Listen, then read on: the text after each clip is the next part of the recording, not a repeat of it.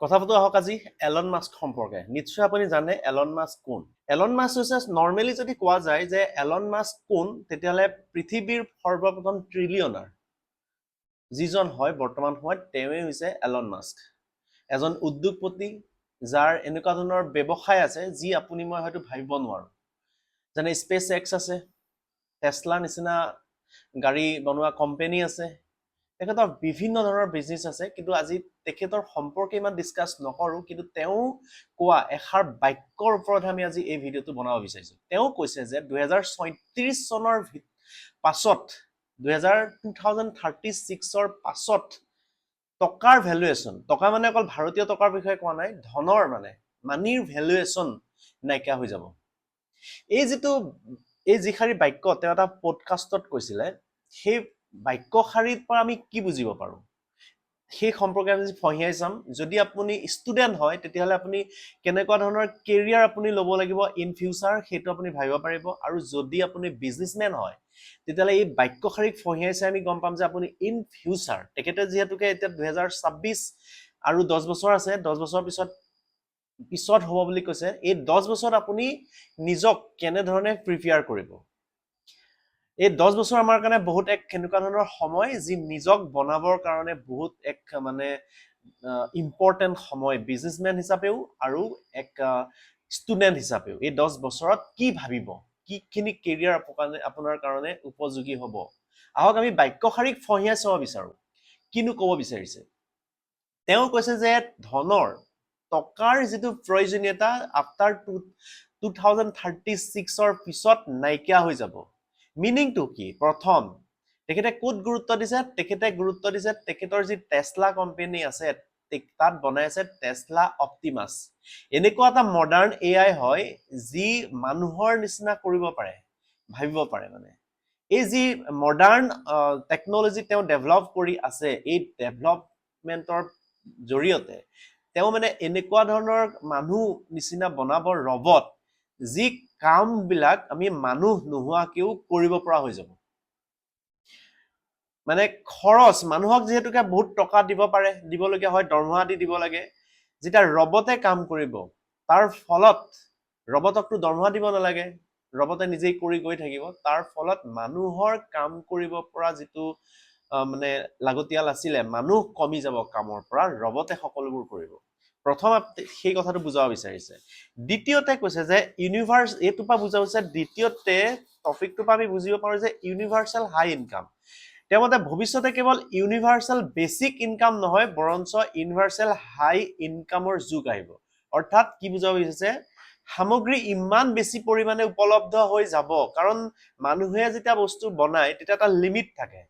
যেতিয়া বহুত ৰবট এটা প্ৰডাক্ট, যিকোনো এটা প্ৰডাক্টেই হওক বা যেতিয়া বহুত ৰবট লগাই দিব, তেতিয়া বহুত বস্তু উপলব্ধ হৈ যাব, মানে বহুত ধৰণে বনাই পেলাব। যেতিয়া বহুত বস্তু উপলব্ধ হৈ যাব, মানুহে প্ৰয়োজনীয়তা সকলো বস্তু সহজভাৱে পোৱা হৈ যাব।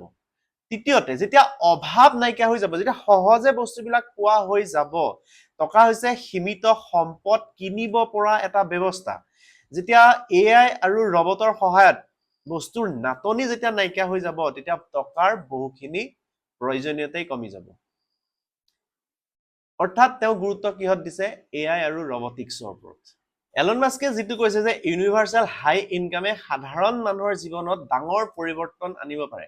যদি এলন মাস্কে কোৱা এই কথাষাৰৰ ধাৰণাটো যদি বাস্তৱ হয়, তেন্তে সম্ভাৱ্য যিখিনি প্ৰভাৱ ক'ত পৰিব? প্ৰভাৱ পৰিব জীৱন ধাৰণৰ খৰচ বহু কমি যাব। কিয় কমিব?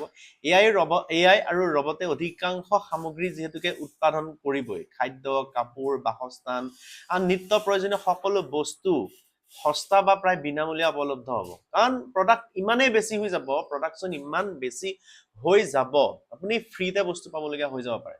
অৰ্থাৎ সেইকাৰণে ভেলুৱেশ্যন টকাৰ নাইকিয়া হৈ যাব, মানে ধনৰ মানে ভেলু নাইকিয়া হৈ যাব। বহু চাকৰি নাইকিয়া হ'ব। দ্বিতীয়তে কাৰখানা, ডেলিভাৰী, ড্ৰাইভিং, নিৰ্মাণ কাৰ্য, কাষ্টমাৰ ছাৰ্ভিচ আদি বহু কাম ৰবটে কৰিব। সেয়ে বহু লোকৰ পৰম্পৰাগত যিবিলাক চাকৰি সেইবিলাক নাইকিয়া হৈ যাব। তৃতীয়তে ধনৰ ওপৰত যিটো নিৰ্ভৰশীল, আমি টকা নহলে আমি একো কৰিব নোৱাৰো, সেই টকাৰ ওপৰত নিৰ্ভৰশীলতা কমি যাব। যদি সকলো প্ৰয়োজনীয় বস্তু আপুনি সহজেই লাভ কৰে, তেন্তে অধিক টকা উপাৰ্জন কৰাৰ প্ৰয়োজনীয়তা ক'ত থাকিব? আপুনি আগতকৈ কম টকা ইনকাম কৰিলেও আপুনি চলিব পাৰিব মানে, কাৰণ বাকীবিলাক বস্তু এভেইলেবল। এতিয়া প্ৰডাক্টিভিটি বহুত হৈ যাব, ৰবটে যেতিয়া বহুত প্ৰডাকশ্যন কৰি পেলাব, আপোনাৰ য'ত এভেইলেবল আৰু য'ত ত'ত যিটো বস্তু আপুনি পায়েই মানে, তেতিয়া আপোনাৰ টকাৰ ভেলুৱেশ্যন নাইকিয়া হৈ যাব। কি বাঢ়িব? সৃষ্টিমূলক কামৰ ডিমাণ্ড বাঢ়িব। কিয়? কাৰণ আপুনি কাম যিহেতুকে ইমান নাইকিয়া হৈ যাব, তেতিয়া আপোনাৰ কি কৰিব, টাইম পাছ কৰিবৰ কাৰণে আপুনি সময়ত শিল্পকৰ্ম, গান, গৱেষণা, বিজ্ঞান, শিক্ষা, উদ্যোগ, খেলা ধূলা, নতুন উদ্ভাৱন এইবিলাকত আপুনি ব্যয় কৰি থাকিব লাগিব। শিক্ষা ব্যৱস্থাত বহুত পৰিৱৰ্তন হ'ব। কি পৰিৱৰ্তন হ'ব? কেৱল চাকৰি পাবলৈ মানুহে নপঢ়ে, সৃষ্টিশীলতা, নেতৃত্ব দিব পৰা, সমস্যা সমাধান কৰিব পৰা, যোগাযোগ দক্ষতা, নতুন চিন্তাধাৰাৰ ওপৰত অধিক গুৰুত্ব দিয়া হ'ব। 6 নম্বৰতে স্বাস্থ্য সেৱাত বহুত উন্নত হ'ব। যেনে AI ভিত্তিক যেতিয়া চিকিৎসা হ'ব, ৰবট এটা বহি আছে, AI পুৰা এক্সপাৰ্ট হয়, আপুনি তেওঁক গৈ পেলাই যেতিয়া ৰবটক গৈ পেলাই ক'বগৈ, উন্নত আৰু দ্ৰুতভাৱে যেতিয়া আপোনাৰ চিকিৎসা হ'ব, কম খৰচতে চিকিৎসা প্ৰদান কৰিব পাৰিব AI জৰিয়তে, ৰবটৰ জৰিয়তে। 7 নম্বৰতে দাৰিদ্ৰতা বহুত হ্ৰাস পাব। যদি সকলো বস্তু সহজে পায়, মানে খাদ্য, বাসস্থান, মৌলিক সেৱা যদি সহজে লাভ কৰে, তেন্তে দাৰিদ্ৰতাৰ মাত্ৰা বহুত কমি যাব। বৰ্তমান সময়ত দুখন দেশৰ মাজত কম্পিটিশ্যন চলি আছে, এখন হৈছে চাইনা আৰু এখন হৈছে আমেৰিকা। ভাৰতটোতো দূৰতে আছে। ভাৰতত না টেকনলজি ছফ্টৱেৰ ডেভেলপ হৈছে, না হাৰ্ডৱেৰ ডেভেলপ হৈছে। আমিতো দেখিছেই ৰাস্তাই ঘাটে এতিয়াতো আন্দোলন চলি থাকোঁতেই গৈছে, শিক্ষামন্ত্ৰী আঁতৰাওক, শিক্ষামন্ত্ৰীকে আঁতৰাওক, তেতিয়াহ'লে টেকনলজিৰ কথাটো আমি ভাবিবই নোৱাৰোঁ। সেইবিলাক বাৰু কণ্ট্ৰভাৰ্চিয়েল বাদ দিছোঁ। আমি কিহত গুৰুত্ব দিব পৰা নাই? টেকনলজি, ছফ্টৱেৰ আৰু হাৰ্ডৱেৰত গুৰুত্ব দিব পৰা নাই। চাইনা গৈ বহুতখিনি পালেগৈ।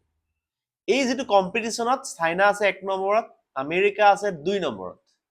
আমেৰিকা কিয় 2 নম্বৰত আছে? অলপ দিনৰ আগত ফেচবুকৰ মালিক মাৰ্ক জুকাৰবাৰ্গে এনেকুৱা এটা টিম হায়াৰ কৰিছিলে, বিলিয়ন টকা দি হায়াৰ কৰিছে এটা টিম AI ডেভেলপমেণ্ট কৰিবৰ কাৰণে। তেখেতৰ দৃষ্টিত 1 নম্বৰত কাক হায়াৰ কৰিছে জানেনে? তেখেত হৈছে চাইনা। তেখেতৰ নামটো হৈছে চেং জিয়া জাও। তেখেত চাইনাৰ হয়। তেখেত AI মানে এনেকুৱা মাষ্টাৰ হয়, তেখেতক দৃষ্টি আকৰ্ষণ কাৰ হৈছে? মাৰ্ক জুকাৰবাৰ্গৰ। অৰ্থাৎ বেষ্ট ক'ৰ পৰা হায়াৰ কৰিছে? চাইনাৰ পৰা। সেইকাৰণে AI টেকনলজিৰ ক্ষেত্ৰত, ছফ্টৱেৰৰ ক্ষেত্ৰত, ডেভেলপমেণ্টৰ ক্ষেত্ৰত, ৰবটিক্সৰ ক্ষেত্ৰত আগবাঢ়ি কোন আছে?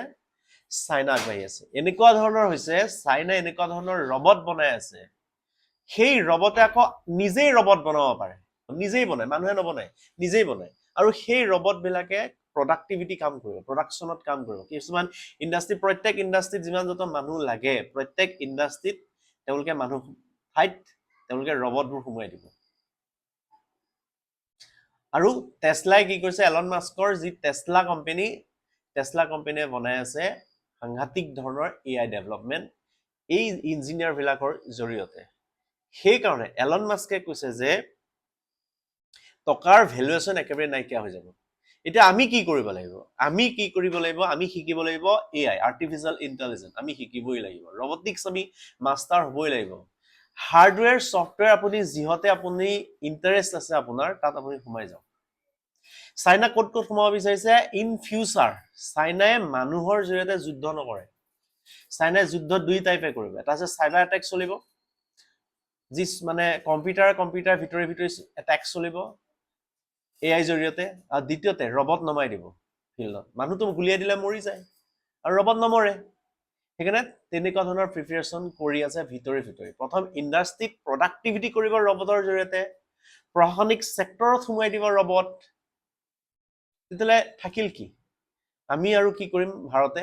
টেকনলজিত চৰকাৰী চাকৰি কেইটামান ওলাব, সেইটোত বহি থকাতকৈ টেকনলজিত ডেভেলপ কৰক, স্কিল এনেকুৱা ধৰণৰ বনাওক, যিকেইটা মানুহে 90%, 99%ৰ পিছত দৌৰি আছে, সেইকেইটা কাম নাইকিয়া হ'ব আজি অলপ দিনৰ পিছত। পাৰ্চেণ্টেজত কাম নাইকিয়া হৈ যাব কেইদিনমানৰ পিছত। আপুনি কি জানে সেইটোৱে কাম। স্কিল অৰিয়েণ্টেড হ'ব।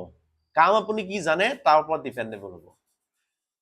কিমান পাৰ্চেণ্টেজ লৈ আহিছে, কি পঢ়ি পাছ কৰি আহিছে, পাৰ্চেণ্টেজ এগাল লৈ আপুনি কি কৰিবগৈ?